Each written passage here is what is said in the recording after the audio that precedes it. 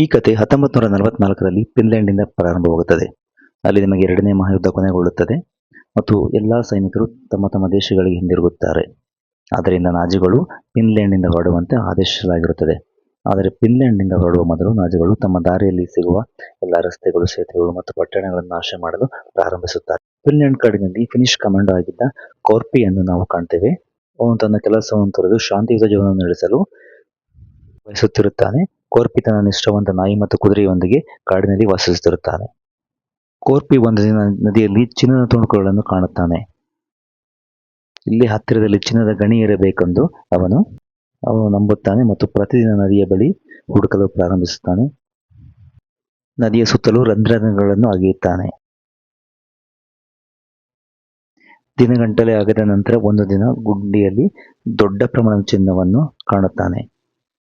ಚಿನ್ನವನ್ನು ನೋಡಿದ ತಕ್ಷಣ ಅವನು ಸಂತೋಷದಿಂದ ಅಳುತ್ತಾನೆ, ಏಕೆಂದರೆ ಈ ಚಿನ್ನವು ಅವನ ಜೀವನವನ್ನು ಬದಲಾಯಿಸುತ್ತದೆ ಎಂದು. ಚಿನ್ನವನ್ನು ಎತ್ತುಕೊಂಡು ತನ್ನ ಬ್ಯಾಗಿನಲ್ಲಿ ಹಾಕ್ತಾನೆ. ಮತ್ತೆ ಇದನ್ನು ಯಾರಾದರೂ ಕದಿಯಬಹುದು ಎಂದು ರಾತ್ರಿ ನಿದ್ದೆಗೆಟ್ಟು ಇದನ್ನು ಕಾಯುತ್ತಾನೆ. ಮರಿದ ಚಿನ್ನವನ್ನು ತನ್ನ ಬ್ಯಾಗಿನಲ್ಲಿ ಹಾಕಿಕೊಂಡು ಕುದುರೆಯೊಂದಿಗೆ ಸವಾರಿ ಮಾಡುತ್ತಾ ಹೊರಡುತ್ತಾನೆ. ಅವನ ನಾಯಿ ಕೂಡ ಅವನನ್ನು ಹಿಂಬಾಲಿಸುತ್ತದೆ. ಕೆಲವು ಗಂಟೆಗಳ ನಂತರ ಕೋರ್ಪಿ ತನ್ನ ಸೈನಿಕರೊಂದಿಗೆ ಹಾದು ಹೋಗುತ್ತಿರುವ ನಾಜಿ ಜನರಲ್ ಬ್ರೂನನನ್ನು ನೋಡುತ್ತಾನೆ.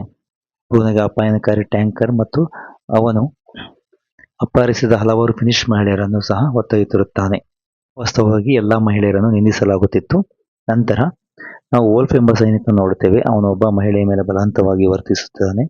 ಕಾರ್ಪಿ ಬ್ರೂನನನ್ನು ನೋಡುತ್ತಾನೆ ಮತ್ತು ನಂತರ ಎಲ್ಲಾ ಸೈನಿಕರನ್ನು ನಿರ್ಲಕ್ಷಿಸಿ ಮುನ್ನಡೆಯಲು ಪ್ರಾರಂಭಿಸುತ್ತಾನೆ.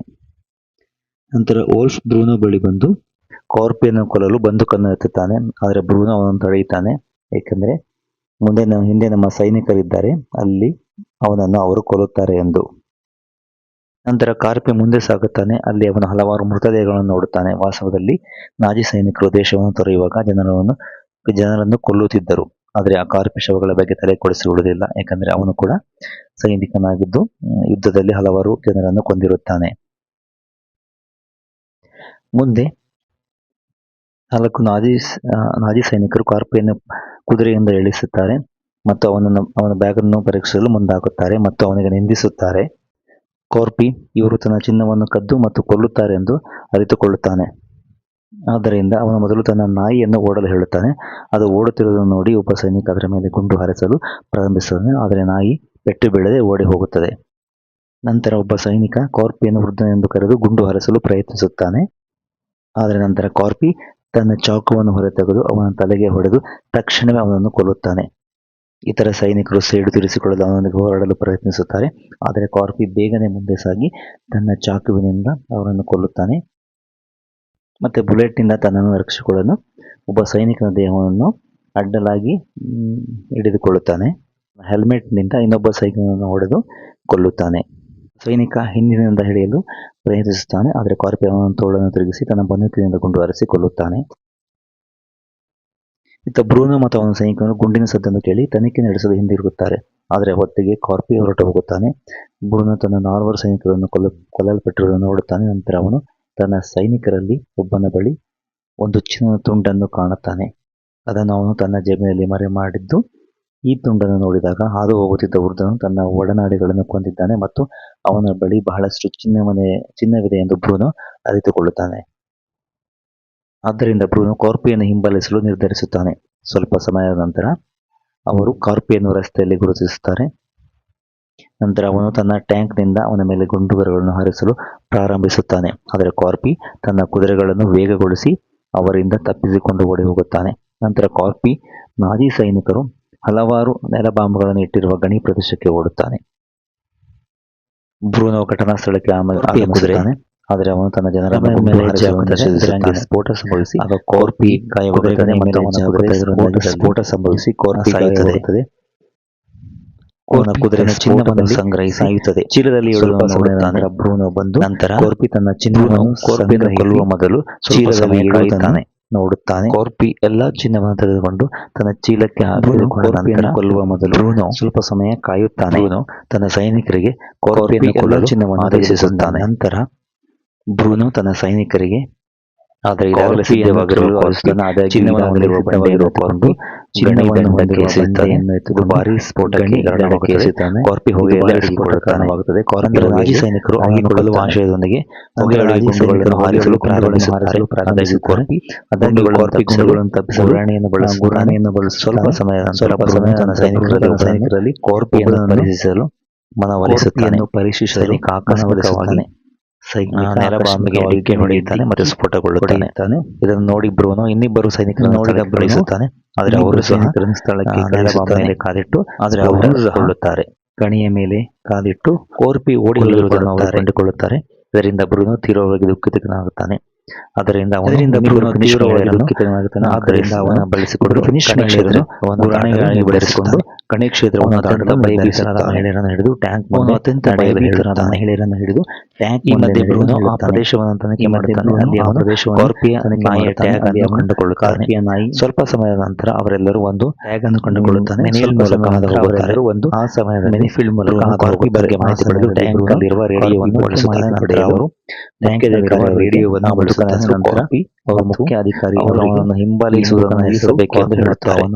ಏಕೆಂದರೆ ಜೀವಂತವಾಗಿರುವುದು ಅದೃಷ್ಟ. ಕಾರ್ಪಿಯನ್ನು ಭೇಟಿಯಾದ ನಂತರ ಎರಡನೇ ಮಹಾಯುದ್ಧದ ಅದೃಷ್ಟ. ಎರಡನೇ ಮಹಾಯುದ್ಧದ ಮತ್ತು ಯಾರು ಅವನ ಶತ್ರುವಾಗಲು ಬಯಸುವುದಿಲ್ಲ ಆಗಿದ್ದ ಸಮಯದಲ್ಲಿ ಮತ್ತು ಯಾರು ಅವನ ಶತ್ರುವಾಗಲು ಬಯಸುವುದಿಲ್ಲ ಕೊಂದರು. ಯುದ್ಧದ ಸಮಯದಲ್ಲಿ ರಷ್ಯಾದ ಸೈನಿಕರು ನಂತರ ಕುಟುಂಬವನ್ನು ಅಪಾಯಕಾರಿ ಸೈನಿಕರನ್ನು ತಿಳಿಯುತ್ತದೆ. ಅಧಿಕಾರಿಗಳಿಂದ ನಂತರ ತೆಗೆದುಕೊಳ್ಳುವ ಸೈನಿಕರನ್ನು ಮತ್ತು ತನ್ನ ಅಧಿಕಾರಿಗಳು ಅವನ ಮೇಲೆ ತೆಗೆದುಕೊಳ್ಳುವುದನ್ನು ಕೊಂಡರು ಮತ್ತು ರಷ್ಯಾದ ಸೈನಿಕರನ್ನು ಭೇಟಿಯಾಡಲು ಅಧಿಕಾರಿಗಳು ಅವನನ್ನು ಕಡೆ ಕಳಿಸಿದರು ಮತ್ತು ರಷ್ಯಾದ ಸೈನಿಕರು ಒಬ್ಬ ಬಂಟಿಯಾಗಿ ಕಳಿಸಿದರು. ಅಂದಿನಿಂದವರೆಗೆ ಅವನು ಅಂತಿಮವಾಗಿ ಬಂಟಿಯಾಗಿ ಅಡೆನ್ ಹೇಳುವಂತೆ ಎಲ್ಲರೂ ಕಾರ್ಪಿಯನ್ನು ಅಮರ ಎಂದು ಭಾವಿಸುತ್ತಾರೆ. ಆದ್ದರಿಂದ ಅವನು ಯಾವುದೇ ಬೆಲೆ ಹೇಳುವುದಾದರೂ ಎಲ್ಲರೂ ಕಾರ್ಪಿಯನ್ನು ಅಮರ ಎಂದು ಭಾವಿಸುತ್ತಾರೆ. ಆದ್ದರಿಂದ ನೀವು ಅವನನ್ನು ಬಯಸಿದನು, ಆದರೆ ಬ್ರೂನೋದಿಂದ ಬೆದರುವುದಿಲ್ಲ. ಈ ಆದ್ದರಿಂದ ಅವನು ಕಾರ್ಪಿ ರಸ್ತೆಯಲ್ಲಿ ಸುಟ್ಟವನ್ನು ಮುಂದುವರಿಸುತ್ತಾನೆ. ವಾಸ್ತವದಲ್ಲಿ ಅದರ ಹಿಂದೆ ಅಡಗಿದಲ್ಲಿ ಮಡಗುತ್ತಾನೆ. ಎಲ್ಲ ಗುಂಡುಗಳು ಸೋತಿದ್ದಕ್ಕಾಗಿ ಅವನು ಶಿಕ್ಷೆ ಅನುಭವಿಸಿದ್ದಾರೆ ಮತ್ತು ತೆಗೆದುಹಾಕಿದ ಬ್ರೂನೋ ಗಾಯಗಳನ್ನು ವಾಸಿ ಮಾಡಲು ಧೂಳುಗೊಳಿಸಲು ಅವನು ಬಯಸಿದನು. ಆಗ ಕಾರ್ಪಿಯ ನಾಯಿ ಬರುತ್ತದೆ. ಕಾರ್ಪಿ ಅವನನ್ನು ಓಡಿ ಹೋಗಲು ಹೇಳಿದ್ದರು, ಆದ್ದರಿಂದ ಅವನು ಕಾರ್ಪಿಯ ಬಳಿ ಹೋಗುವುದಿಲ್ಲ. ಬದಲಾಗಿ ಆ ನಾಯಿ ಅವನನ್ನು ದೂರದಿಂದ ನೋಡುತ್ತದೆ. ಇಲ್ಲಿ ಕಾರ್ಪಿಯ ಸ್ಥಿತಿ ಹದಗೆಟ್ಟಿರುತ್ತದೆ. ಅವನು ಪ್ರಜ್ಞೆ ಕಳೆದುಕೊಳ್ಳುತ್ತಾನೆ. ಗಂಟೆಗಳ ನಂತರ ನಾಜಿ ಸೈನಿಕರು ಬರುತ್ತಾರೆ. ಕಾರ್ಪಿ ತನ್ನನ್ನು ಹುಡುಕಲು ಅವರು ನಾಯಿಗಳನ್ನು ಬಳಸುವುದನ್ನು ನೋಡುತ್ತಾನೆ. ಅದರಿಂದ ಅವನು ತಕ್ಷಣ ಟ್ರಕ್ ಅಡಿಯಲ್ಲಿ ಅಡಗಿಕೊಂಡು ನಾಜಿಗಳನ್ನು ನೋಡಲು ಪ್ರಾರಂಭಿಸುತ್ತಾನೆ. ಅವನು ಟ್ರಕ್ ಅಡಿಯಲ್ಲಿ ಅಡಗಿಕೊಳ್ಳುತ್ತಾನೆ ಮತ್ತು ಇಂಧನ ಟ್ಯಾಂಕ್ ಅನ್ನು ಕತ್ತರಿಸಿ ನಾಜಿಗಳ ನಾಯಿಗಳು ವಾಸನೆ ಮಾಡದಂತೆ ತನ್ನ ಮೇಲೆ ಇಂಧನ ಸುರಿಯಲು ಪ್ರಾರಂಭಿಸುತ್ತಾನೆ. ಮತ್ತೆ ನಾಜಿಗಳು ಕಾರ್ಪಿಯನ್ನು ಹುಡುಕಲು ಹೊಸ ಯೋಜನೆಯನ್ನು ಮಾಡಲು ನಿರ್ಧರಿಸುತ್ತಾರೆ. ಕಾರ್ಪಿ ಅಲ್ಲಿಂದ ತಪ್ಪಿಸಿಕೊಳ್ಳಲು ಪ್ರಯತ್ನಿಸುತ್ತಾನೆ ಮತ್ತು ಅಲ್ಲಿಂದ ತಪ್ಪಿಸಿಕೊಂಡು ಓಡಿ ಹೋಗುತ್ತಾನೆ. ಇದನ್ನು ನೋಡಿದ ಬ್ರೂನೋ ತನ್ನ ನಾಯಿಗಳನ್ನು ಅವನ ಹಿಂದೆ ಕಳಿಸುತ್ತಾನೆ ಮತ್ತು ಕಾರ್ಪಿಯ ಮೇಲೆ ಗುಂಡುಗಳನ್ನು ಹಾರಿಸುತ್ತಾರೆ. ಆದರೆ ಕಾರ್ಪಿ ಅಲ್ಲಿಂದ ತಪ್ಪಿಸಿಕೊಂಡು ಹೋಗುತ್ತಾನೆ ಮತ್ತು ಬ್ರೂನೋ ನಾಯಿಗಳು ತನ್ನ ಮೇಲೆ ದಾಳಿ ಮಾಡುವುದರಿಂದ ತಪ್ಪಿಸಿಕೊಳ್ಳಲು ಅವನು ತನಗೆ ತಾನು ಬೆಂಕಿ ಹಚ್ಚಿಕೊಳ್ಳುತ್ತಾನೆ ಮತ್ತು ಹತ್ತಿರ ನದಿಗೆ ಹಾರುತ್ತಾನೆ. ಎಲ್ಲ ಸೈನಿಕರು ಅವನ ಮೇಲೆ ಗುಂಡು ಹಾರಿಸುತ್ತಾನೆ. ಬ್ರೂನೋ ತನ್ನ ಜನರನ್ನು ನಿಲ್ಲಿಸಿ ಕಾರ್ಪಿ ನದಿಯಿಂದ ಹೊರಬರಲು ಕಾಯುತ್ತಾನೆ. ಆದರೆ ಕಾರ್ಪಿ ಹೆಚ್ಚು ಹೊತ್ತು ಆಚೆ ಬರುವುದಿಲ್ಲ. ಕಾರ್ಪಿ ನೀರಿನಿಂದ ಹೊರಬಂದ ತಕ್ಷಣ ಸೈನಿಕರು ಅವನ ಮೇಲೆ ಗುಂಡು ಹಾರಿಸುತ್ತಾರೆ. ಕಾರ್ಪಿಯನ್ನು ಮತ್ತೆ ಒಳಗೆ ತಳ್ಳುತ್ತಾರೆ. ಆದರೆ ನಂತರ ಅವರು ನೀರಿನಿಂದ ರಕ್ತ ಬರುವುದನ್ನು ನೋಡುತ್ತಾರೆ. ಇದು ಕಾರ್ಪಿ ಸತ್ತಿರಬೇಕೆಂದು ಎಲ್ಲರೂ ನಂಬುತ್ತಾರೆ. ಆದ್ದರಿಂದ ಅವರಲ್ಲಿ 3 ಸೈನಿಕರು ಚಿನ್ನವನ್ನು ಮರಳಿ ಪಡೆಯಲು ದೋಣಿಯಲ್ಲಿ ಸರೋವರದ ಮಧ್ಯಕ್ಕೆ ಹೋಗುತ್ತಾರೆ. ಒಬ್ಬ ಸೈನಿಕನು ನೀರಿನ ಅಡಿಯಲ್ಲಿ ಹೋಗುತ್ತಾನೆ. ಕಾರ್ಪಿ ಅವನನ್ನು ಹಿಡಿದು ತನ್ನ ಚಾಕುವಿನಿಂದ ಇರಿದು ಕೊಲ್ಲುತ್ತಾನೆ. ಇದರಿಂದ ನೀರಿನ ಮೇಲೆ ಬಹಳಷ್ಟು ರಕ್ತ ಕಾಣಿಸಿಕೊಳ್ಳುತ್ತದೆ. ಇದನ್ನು ನೋಡಿದ ಬ್ರೂನೋ ಇನ್ನೊಬ್ಬ ಸೈನಿಕನನ್ನು ನೀರಿನ ಅಡಿ ಕಳಿಸುತ್ತಾನೆ. ಈ ಬಾರಿಯೂ ಸಹ ಅವನು ಮತ್ತೆ ರಕ್ತವನ್ನು ನೋಡುತ್ತಾನೆ. ಸೈನಿಕ ಭಯಭೀತಗೊಂಡು ಅಲ್ಲಿಂದ ಓಡಿ ಹೋಗುತ್ತಾನೆ ಮತ್ತೆ ಅವನ ಮೇಲೆ ಗುಂಡು ಹಾರಿಸಿಕೊಳ್ಳಲ್ಪಡುತ್ತದೆ. ಕಾರ್ಪಿ ನೀರಿಂದ ಹೊರಬರುತ್ತಾನೆ ಮತ್ತು 3ನೇ ಸೈನಿಕನ ದೇಹವನ್ನು ಅಡ್ಡಲಾಗಿ ಹಿಡಿದುಕೊಂಡು ಅದರಿಂದ ಓಡಿ ಹೋಗುತ್ತಾನೆ. ಇಂಥ ಬ್ರೂನೋ ಕಾರ್ಪಿಯ ನಾಯಿ ನೀರನ್ನು ದಾಟಲು ಸಾಧ್ಯವಾಗದೆ ದಡದಲ್ಲಿ ನಿಂತಿರುವುದನ್ನು ನೋಡುತ್ತಾನೆ. ಇತ್ತ ಬ್ರೂನೋ ಕಾರ್ಪಿಯ ನಾಯಿ ನೀರನ್ನು ದಾಟಲು ಸಾಧ್ಯವಾಗದೆ ನದಿಯ ದಡದಲ್ಲಿ ನಿಂತಿರುವುದನ್ನು ನೋಡುತ್ತಾನೆ. ಕಾರ್ಪಿ ಒಂದು ನಿರ್ಜನ ಪ್ರದೇಶಕ್ಕೆ ಬಂದು ತನ್ನ ಕುಟುಂಬವನ್ನು ಕಳೆದುಕೊಂಡ ದಿನವನ್ನು ನೆನಪಿಸಿಕೊಳ್ಳುತ್ತಾನೆ, ದುಃಖಿಸುತ್ತಾನೆ ಮತ್ತೆ ಅಲ್ಲೇ ನಿದ್ರಿಸುತ್ತಾನೆ. ಸ್ವಲ್ಪ ಸಮಯದ ನಂತರ ಅವನು ತನ್ನ ನಾಯಿ ಬೊಗಳುವುದನ್ನು ಕೇಳುತ್ತಾನೆ ಮತ್ತು ಅವನು ಎಚ್ಚರಗೊಳ್ಳುತ್ತಾನೆ. ನಂತರ ಕೋರ್ಪಿಯ ನಾಯಿ ಕೋರ್ಪಿ ಹತ್ರ ಬರುತ್ತದೆ. ಅವನು ತನ್ನ ನಾಯಿಯನ್ನು ನೋಡುತ್ತಾನೆ ಮತ್ತು ನಾಯಿಯ ಜೊತೆ ಡೈನಮಿಟ್ ಇರುವುದನ್ನು ಅವನು ಗಮನಿಸುತ್ತಾನೆ. ಕೋರ್ಪಿ ಆ ಡೈನಮಿಟ್ ಅನ್ನು ನಾಯಿಯಿಂದ ಕಿತ್ತು ದೂರ ಎಸೆಯುತ್ತಾನೆ ಮತ್ತು ಅದು ಸ್ಫೋಟಗೊಳ್ಳುತ್ತದೆ.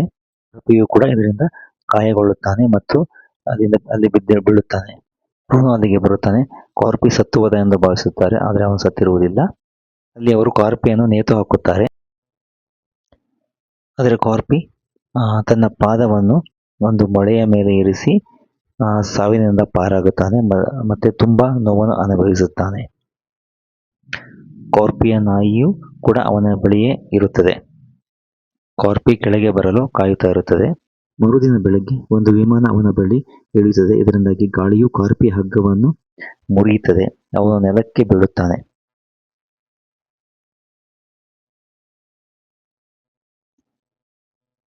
ಅಷ್ಟರಲ್ಲಿ ಇನ್ನಿಬ್ಬರು ಪೈಲಟ್ಗಳು ವಿಮಾನದಿಂದ ಇಳಿದು ಅನಿಲವನ್ನು ಹುಡುಕುತ್ತಾರೆ.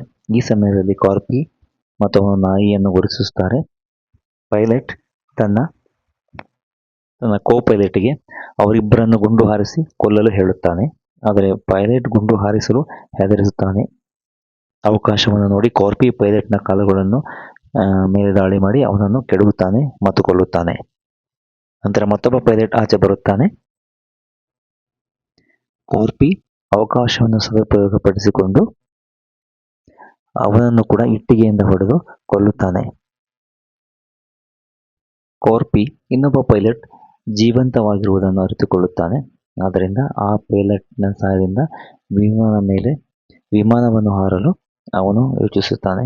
ಮೊದಲು ಅವನು ತನ್ನ ದೇಹದಲ್ಲಿದ್ದ ಗುಂಡಿನ ತುಣುಕುಗಳನ್ನು ತೆಗೆದು ಹಾಕುತ್ತಾನೆ. ನೋಡಿದ ಪೈಲಟ್ ಭಯಭೀತನಾಗುತ್ತಾನೆ. ಕಾರ್ಪಿ ತನ್ನ ನಾಯಿಯನ್ನು ಅಲ್ಲೇ ಬಿಟ್ಟು ಬ್ರೂನೋನನ್ನು ಹುಡುಕಲು ವಿಮಾನ ಹತ್ತುತ್ತಾನೆ. ಇತ್ತ ನಾಜಿಗಳು ದಾರಿಯಲ್ಲಿ ಅಪಘಾತಕ್ಕೀಡಾದ ವಿಮಾನವನ್ನು ಗುರುತಿಸುತ್ತಾರೆ ಮತ್ತು ಅದನ್ನು ತನಿಖೆ ಮಾಡುತ್ತಾರೆ. ನಂತರ ವೋಲ್ಫ್ ಗಮನಿಸುತ್ತಾನೆ. ಪೈಲಟ್ ಕಾರ್ಪಿಯನ್ನು ಗಲ್ಲಿಗೇರಿಸಲು ಬಳಸಿದ್ದ ಹಗ್ಗವನ್ನೇ ತನ್ನ ಕುತ್ತಿಗೆಗೆ ಕಟ್ಟಿಕೊಂಡಿದ್ದಾನೆ.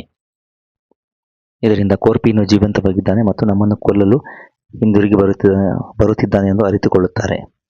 ಬ್ರೂನೋ ಕಾರ್ಪಿ ತುಂಬಾ ಅಪಾಯಕಾರಿ ಎಂದು ಅರಿತುಕೊಳ್ಳುತ್ತಾನೆ ಮತ್ತು ತನ್ನ ಜನರಿಗೆ ತಕ್ಷಣ ಓಡಿ ಹೋಗುವಂತೆ ಆದೇಶಿಸುತ್ತಾನೆ. ನಂತರ ಫಿನಿಶ್ ಸೈನಿಕರೊಂದಿಗೆ ಟ್ರಕ್ನಲ್ಲಿ ಕುಳಿತಿರುವ ಇಬ್ಬರು ಸೈನಿಕರನ್ನು ನಾವು ನೋಡುತ್ತೇವೆ. ಅವರು ಕಾರ್ಪಿ ಬಗ್ಗೆ ಮಾತನಾಡುತ್ತಿದ್ದಾರೆ ಮತ್ತು ಏನೋ ಎಂಬ ಮಹಿಳೆ ಅವರನ್ನು ನೋಡಿ ನಗುತ್ತಾ ಅನೇಕ ರಷ್ಯಾದ ಸೈನಿಕರನ್ನು ಕಾರ್ಪಿಯನ್ನು ಕೊಲ್ಲಲು ಪ್ರಯತ್ನಿಸಿದರು. ಆದರೆ ಕಾರ್ಪಿ ಯಾವುದೇ ದಾಳಿಯಿಂದ ಬದುಕುಳಿದ ಕಾರಣ ಯಾರೂ ಅವನನ್ನು ಕೊಲ್ಲಲು ಸಾಧ್ಯವಾಗಲಿಲ್ಲ ಎಂದು ಹೇಳುತ್ತಾಳೆ. ನಂತರ ಅವನು ತನ್ನ ಎಲ್ಲ ಶತ್ರುಗಳನ್ನು ಪತ್ತೆ ಹಚ್ಚಿಕೊಳ್ಳುತ್ತಾನೆ. ಇದಲ್ಲದೆ ಕಾರ್ಪಿಯನ್ನು ಫಿನಿಶ್ ಭಾಷೆಯಲ್ಲಿ ಸಿಸು ಎಂದು ಕರೆಯಲಾಗುತ್ತದೆ, ಅಂದರೆ ಧೈರ್ಯ ಎಂದರ್ಥ, ಮತ್ತು ಕಾರ್ಪಿ ಎಂದಿಗೂ ಬಿಟ್ಟು ಕೊಡುವುದಿಲ್ಲ ಎಂದು ಅವರಿಗೆ ಆ ಮಹಿಳೆ ಹೇಳುತ್ತಾಳೆ. ಎಲ್ಲ ನಾಜಿ ಸೈನಿಕರು ಕಾರ್ಪಿಯಿಂದ ಕೊಲ್ಲಲ್ಪಡುತ್ತಾರೆ ಅನ್ನೋದು ಅವರಿಗೆ ಅರಿವಾಗುತ್ತದೆ ಮತ್ತು ಅವಳು ತುಂಬಾ ಸಂತೋಷ ಪಡುತ್ತಾಳೆ. ಇದೇ ಸಮಯದಲ್ಲಿ ಕಾರ್ಪಿ ಒಬ್ಬ ಸೈನಿಕನನ್ನು ಕೊಂದು ಕೆಳಗೆ ಎಸೆಯುತ್ತಾನೆ ಮತ್ತು ಇನ್ನೊಬ್ಬ ಸೈನಿಕ ಟ್ರಕ್ನಿಂದ ಹೊರಗೆ ನೋಡಿದಾಗ ಕಾರ್ಪಿ ಅವನನ್ನು ಹೊರಗೆ ಎಳೆದು ನೆಲಕ್ಕೆ ಎಸೆಯುತ್ತಾನೆ. ಇದರಿಂದಾಗಿ ಸೈನಿಕ ಟ್ಯಾಂಕ್ ಅಡಿಯಲ್ಲಿ ಸಾಯುತ್ತಾನೆ. ಕಾರ್ಪಿ ಟ್ರಕ್ ಒಳಗೆ ಪ್ರವೇಶಿಸುತ್ತಾನೆ. ಒಳಗೆ ಫಿನಿಶ್ ಮಹಿಳೆಯರನ್ನು ನೋಡಿದಾಗ ಅವನು ನಾಜಿಗಳು ಅಪಹರಿಸಿದ್ದಾರೆಂದು ಅವನಿಗೆ ಅರಿವಾಗುತ್ತದೆ ಮತ್ತು ಅವರೆಲ್ಲರೂ ನಿರಪರಾಧಿಗಳು. ಆದ್ದರಿಂದ ಅವನು ಏನೋಗೆ ಆಯುಧಗಳನ್ನು ಕೊಡುತ್ತಾನೆ.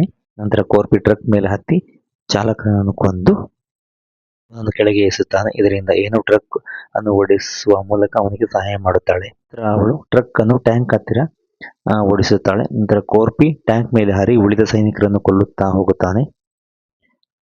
ನಂತರ ಏನು ತನ್ನ ಟ್ರಕ್ ಅನ್ನು ಮತ್ತೊಂದು ಟ್ರಕ್ಗೆ ಓಡಿಸುತ್ತಾಳೆ. ಅಲ್ಲಿ ಎಲ್ಲ ಮಹಿಳೆಯರು ಒಳಗೆ ಸೈನಿಕರನ್ನು ಗುಂಡು ಹಾರಿಸಿ ಕ್ರೂರವಾಗಿ ಕೊಲ್ಲುತ್ತಾರೆ. ಏನೋ ಟ್ರಕ್ ಚಾಲಕನ ಮೇಲೆ ಗುಂಡು ಹಾರಿಸಿ ಕೊಲ್ಲುತ್ತಾಳೆ. ಇದರಿಂದ ಟ್ರಕ್ ರಸ್ತೆಯಿಂದ ಜಾರಿ ಹೋಗುತ್ತದೆ. ಈ ಮಧ್ಯೆ ಕಾರ್ಪಿ ಟ್ಯಾಂಕ್ನ ಗೇಟ್ ಅನ್ನು ಮುರಿಯಲು ಪ್ರಯತ್ನಿಸುತ್ತಾನೆ. ನಂತರ ಬ್ರೂನೋ ಇದ್ದಕ್ಕಿದ್ದಂತೆ ಟ್ಯಾಂಕ್ಗೆ ಗುಂಡು ಹಾರಿಸುತ್ತಾನೆ. ಇದರಿಂದ ಕಾರ್ಪಿ ನೆಲಕ್ಕೆ ಬೀಳುತ್ತಾನೆ. ಇದನ್ನು ನೋಡಿದ ವೋಲ್ಫ್ ಕಾರ್ಪಿಯನ್ನು ಕೊಲ್ಲಲು ಟ್ಯಾಂಕ್ನಿಂದ ಹೊರಗೆ ಹಾರುತ್ತಾನೆ. ಆದರೆ ಕಾರ್ಪಿ ಬೇಗನೆ ಟ್ಯಾಂಕ್ಗೆ ಹಿಂದಿರುಗಿ ವೋಲ್ಫ್ನನ್ನು ಹೋರಾಡಲು ಪ್ರಾರಂಭಿಸುತ್ತಾನೆ. ಇಬ್ಬರು ನೆಲಕ್ಕೆ ಬೀಳುತ್ತಾರೆ. ಈಗ ಬ್ರೂನೋ ಮತ್ತು ಶೂಟ್ಸ್ ಎಂಬ ಸೈನಿಕನು ಮಾತ್ರ ಟ್ಯಾಂಕ್ನಲ್ಲಿದ್ದಾರೆ. ಕಾರ್ಪಿ ವೋಲ್ಫ್ನನ್ನು ಕ್ರೂರವಾಗಿ ಹೊಡೆಯಲು ಪ್ರಾರಂಭಿಸುತ್ತಾನೆ. ಆದರೆ ಅವನನ್ನು ಕೊಲ್ಲುವ ಮೊದಲೇ ಅವನು ಕೊಲ್ಲಲ್ಪಡುತ್ತಾನೆ. ಇಬ್ಬರು ನಾಜಿ ಸೈನಿಕರು ಬರುತ್ತಾರೆ. ಆದರೆ ಅವರು ಕಾರ್ಪಿಯನ್ನು ಗುರುತಿಸುತ್ತಾರೆ ಮತ್ತು ಭಯದಿಂದ ಓಡಿ ಹೋಗುತ್ತಾರೆ. ಕೋರ್ಪಿ ವೋಲ್ಫ್ನನ್ನು ಜೀವಂತವಾಗಿ ಬಿಟ್ಟು ಟ್ಯಾಂಕ್ ಮೇಲೆ ದಾಳಿ ಮಾಡಲು ಮೋಟಾರ್ ಸೈಕಲ್ ತೆಗೆದುಕೊಂಡು ಹೋಗುತ್ತಾನೆ. ಕೋರ್ಪಿ ತನ್ನನ್ನು ಉಳಿಸಿದ್ದಾನೆ ಎಂದು ವೋಲ್ಫ್ ಭಾವಿಸುತ್ತಾನೆ. ಆದರೆ ಸ್ವಲ್ಪ ಸಮಯದ ನಂತರ ಫಿನಿಶ್ ಮಹಿಳೆಯರು ವೋಲ್ಫ್ ಮೇಲೆ ಸಿಡಿ ತೀರಿಸಿಕೊಳ್ಳಲು ಬರುತ್ತಾರೆ ಮತ್ತು ಅವನ ಮೇಲೆ ಗುಂಡು ಹಾರಿಸಿಕೊಳ್ಳುತ್ತಾರೆ. ಈ ಮಧ್ಯೆ ಬ್ರೂನೋ ಒಬ್ಬ ಪೈಲಟ್ನನ್ನು ಭೇಟಿಯಾಗುತ್ತಾನೆ ಮತ್ತು ವಿಮಾನದಿಂದ ತಪ್ಪಿಸಿಕೊಂಡು ಹೋಗಲು ಅವನನ್ನು ಕೇಳುತ್ತಾನೆ. ಅಲ್ಲಿ ಬ್ರೂನೋ ತನ್ನ ಸಹಸೂಡರನನ್ನು ಕೊಂದು ಅಲ್ಲಿನಿಂದ ವಿಮಾನದಲ್ಲಿ ತಪ್ಪಿಸಿಕೊಂಡು ಹೋಗುತ್ತಾನೆ. ಅದರ ನಂತರ ಕಾರ್ಪಿ ಅಲ್ಲಿ ಬಂದು ವಿಮಾನದ ಮೇಲೆ ಗುಂಡು ಹಾರಿಸಲು ಪ್ರಯತ್ನಿಸುತ್ತಾನೆ ಮತ್ತು ವಿಮಾನ ಹಾರಲು ಪ್ರಾರಂಭಿಸಿದಾಗ ಬೇಗನೆ ಅದರ ಕೆಳಗೆ ಹೋಗಿ ನೇರವಾಗಿ ಇಳಿದು ಗುದ್ದಲಿಯಿಂದ ಹಿಡಿದು ವಿಮಾನದ ಕೆಳಗೆ ಹೋಗುತ್ತಾನೆ. ಬ್ರೂನೋ ಕಾರ್ಪಿಯನ್ನು ಬಿಟ್ಟು ಬಂದಿದ್ದೇವೆ ಎಂದು ಭಾವಿಸುತ್ತಿರುವಾಗ ಕಾರ್ಪಿ ಬೇಗನೆ ವಿಮಾನದ ಸ್ಟೀರಿಂಗ್ ಚಕ್ರವನ್ನು ಹಿಡಿದು ಗುದ್ದಲಿಯಿಂದ ಹೊಡೆದು ಒಳಗೆ ಹೋಗಿ ಬಾಂಬ್ ಕೋಣೆಯ ನೆಲಕ್ಕೆ ಇಳಿಯುತ್ತಾನೆ. ಅಲ್ಲಿ ಬ್ರೂನೋ ವಿಮಾನದ ಒಳಗೆ ಬರುತ್ತಿರುವ ಕೆಲವು ಶಬ್ದಗಳನ್ನು ಕೇಳುತ್ತಾನೆ. ಅದಕ್ಕೆ ಪೈಲಟ್ ಈ ವಿಮಾನವು ತುಂಬಾ ಹಳೆಯದು ಎಂದು ಉತ್ತರಿಸುತ್ತಾನೆ. ಅದು ಶಬ್ದ ಮಾಡುತ್ತದೆ ಎಂದು ಹೇಳುತ್ತಾನೆ. ಆದರೆ ಬ್ರೂನೋ ಅನುಮಾನಾಸ್ಪದವಾಗುತ್ತಾನೆ. ಆದ್ದರಿಂದ ಅವನು ತನಿಖೆ ಮಾಡಲು ಬಾಂಬ್ ಕೋಣೆಗೆ ಹೋಗುತ್ತಾನೆ. ಬಾಗಿಲು ತೆಗೆದ ತಕ್ಷಣ ಕಾರ್ಪಿ ಅವನ ಮೇಲೆ ದಾಳಿ ಮಾಡುತ್ತಾನೆ. ಇಬ್ಬರ ನಡುವೆ ಜಗಳ ಆರಂಭವಾಗುತ್ತದೆ. ಕಾರ್ಪಿ ಹೆಚ್ಚು ಆಕ್ರಮಣಕಾರಿಯಾಗುವುದರಿಂದ ಬ್ರೂನೋ ಅವನನ್ನು ಸೋಲಿಸಲು ಪ್ರಾರಂಭಿಸುತ್ತಾನೆ. ಆದರೆ ಕಾರ್ಪಿ ಬಿಟ್ಟುಕೊಡುವುದಿಲ್ಲ. ಬ್ರೂನೋ ಕಾರ್ಪಿಯ ಮೇಲೆ ಲೋಹದ ಬೆಲ್ಟ್ನಿಂದ ದಾಳಿ ಮಾಡುತ್ತಾನೆ. ಆದರೆ ಕಾರ್ಪಿ ಆ ಲೋಹವನ್ನು ಹಿಡಿದು ಬಾಂಬ್ಗೆ ಜೋಡಿಸುತ್ತಾನೆ. ನಂತರ ಬಾಂಬ್ ವಿಮಾನದಿಂದ ಬೀಳುತ್ತದೆ. ಬ್ರೂನೋ ಕೂಡ ಅದರೊಂದಿಗೆ ಬೀಳುತ್ತಾನೆ ಮತ್ತು ಸ್ಫೋಟದಲ್ಲಿ ಸಾಯುತ್ತಾನೆ. ಆದರೆ ಅಲ್ಲಿ ವಿಮಾನವು ಅಲುಗಾಡಲು ಮತ್ತು ಇಳಿಯಲು ಪ್ರಾರಂಭಿಸುತ್ತದೆ. ಬ್ರೂನೋ ಜೊತೆಗಿನ ಹೋರಾಟದ ಸಮಯದಲ್ಲಿ ಪೈಲಟ್ಗೆ ಗುಂಡು ಹಾರಿಸಲಾಗಿರುತ್ತದೆ. ಆದರೆ ಈಗ ಕಾರ್ಪಿಗೆ ತಪ್ಪಿಸಿಕೊಳ್ಳಲು ಯಾವುದೇ ದಾರಿ ಇರುವುದಿಲ್ಲ. ಅದರಿಂದ ಅವನು ತನ್ನ ಚಿನ್ನವನ್ನು ಕಸಿದುಕೊಂಡು ಸಾಯಲು ಸಿದ್ಧನಾಗುತ್ತಾನೆ. ಸ್ವಲ್ಪ ಸಮಯದ ನಂತರ ವಿಮಾನವು ಕುಪ್ಲೇನ್ ಜಗು ಪ್ರದೇಶಕ್ಕೆ ಡಿಕ್ಕಿ ಹೊಡೆಯುತ್ತದೆ.